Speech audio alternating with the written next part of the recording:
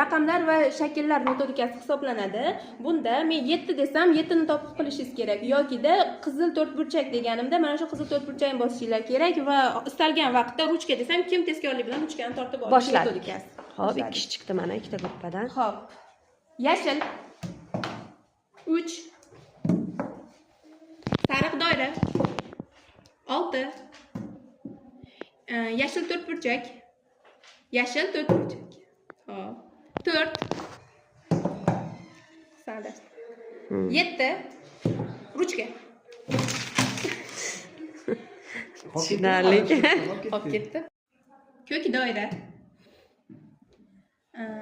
to'rtburchak yashil 3 burchak qora 7 qizil to'rtburchak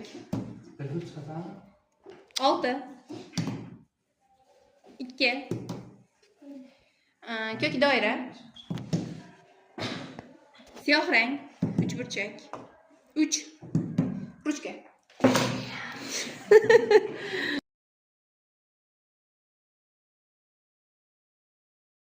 Sharhlash metodikasi dars boshlanishida o'quvchilarning fikrini, diqqatini jamlash maqsadida ishlatiladi. Bunda mana shu berilgan A, B, S harflarimizni bir-biriga belgilashimiz kerak.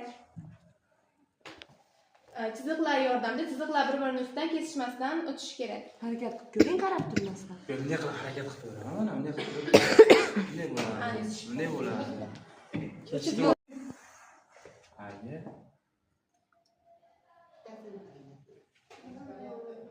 Nece bana tokatın.